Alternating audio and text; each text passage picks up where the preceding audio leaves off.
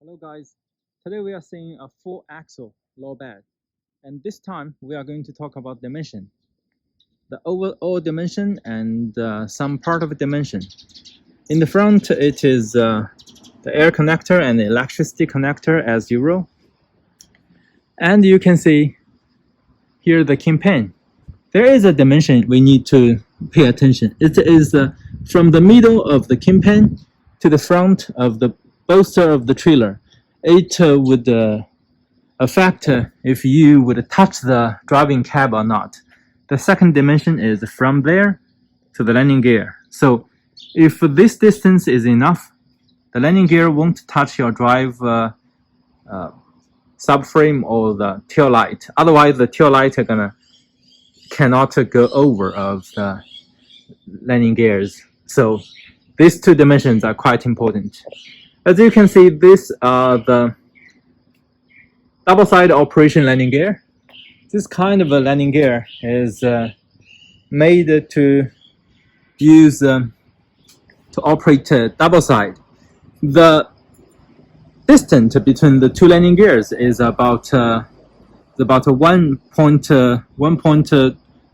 or 1.5 meter. It depends on the distance between the two main beams. So there is a very key point for all the trailers is the distance between the two main beams. Okay, let's go back. Here is the side protection.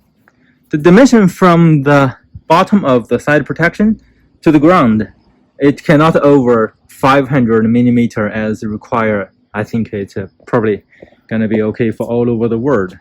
And from the ground to the loading deck, for this trailer, it is about 1.2 meters. 1.2 meter, it means when you're loading the cargoes on the top, you're gonna minus 1.2 to if it is less than 5 meter or 4.5 or 5.5 meter, it's gonna be okay to cross over the road bridge. Here the two box is the same. If we look really carefully, we might find out there is a curve over there. So the curve is the main beam of the trailer. So when you put cargo on top of it, the curve gonna become flat. So now it has a little bit curve, and also it looks the front is higher than the rear because we operate the landing gear, make it higher. But when you are driving, after the fifth wheel attached to the kingpin, the trailer has to be a little bit higher because when you're loading cargoes and the driver is in the front and driving, and you don't want the cargo to hit to the front. So it is better to make your trailer a little bit tilt, and it gives the cargo a gravity to hold it back. As you can see, this is a 4-axle, and a lot of clients would like to order 4-axles trailers for their country because they have the payload requirement. So the 4-axle, 1 axle would be load 10 more tons, but as you can see, the front axle, the tire, gonna be consumed very fast, because if you have the 4-axle here when you are turning, the front axle is not like a rolling, it's like a dragging to the ground to the left and dragging to the right, so it would consume the tire crown first. So after it's consumed, it becomes smaller. And the second question is, if we have a smaller wheel and a bigger wheel and they are running together, which one gonna consume fast? Most of the people would say the bigger one gonna consume fast. No, actually, the smaller one's gonna consume fast, because when the bigger wheels rolling one circle and the small wheels is already down the one circle, and what is going to do after the rest of the circle? Of course, it's dragging to the front. So the more it's dragged, the more the tire consumes. So please pay attention for your tires.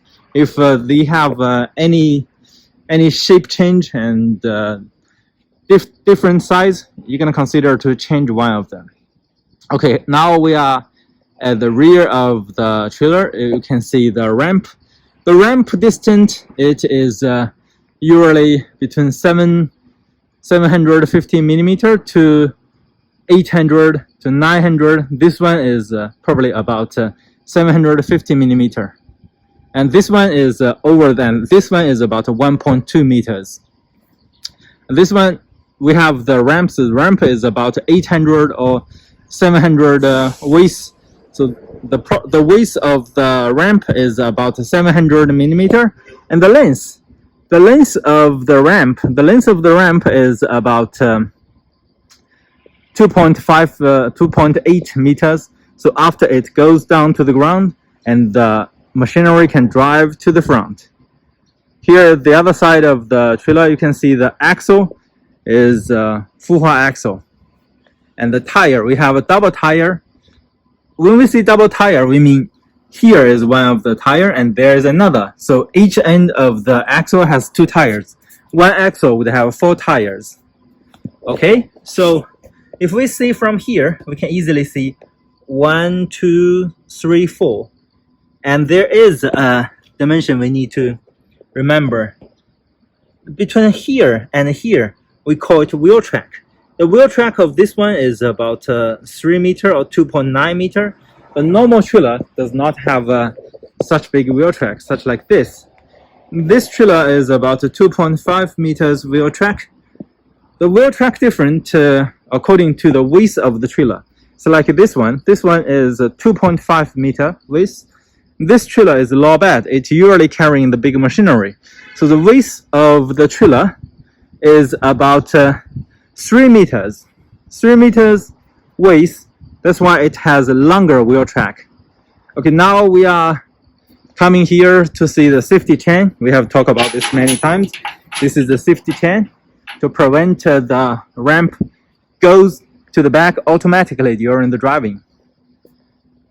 Now here the reinforcement bar to give more friction of the big machineries. Here the rope, ratchet to fasten the ropes. There is another side protection. We can remember the gap between the bottom of the side protection to the ground is 500 millimeter maximum, not minimum. Now is gooseneck. The gooseneck length here, the length from the kingpin to the front booster, it is usually from 500 to 1 meter. This one is probably 1 meter or 700. And to the kingpin to the end, it is usually 2.2 meters. So the gooseneck is about 3.8 or 4 meters long. And the loading deck is from the gooseneck to the end of the gooseneck to the ramp. To see this one, so each of them would be about 1.5 meters. So 1, 2, 3, 4. It's about 6 meters. The loading deck is around 10 or 11 meters. So that's the dimension of this trailer. Okay, guys.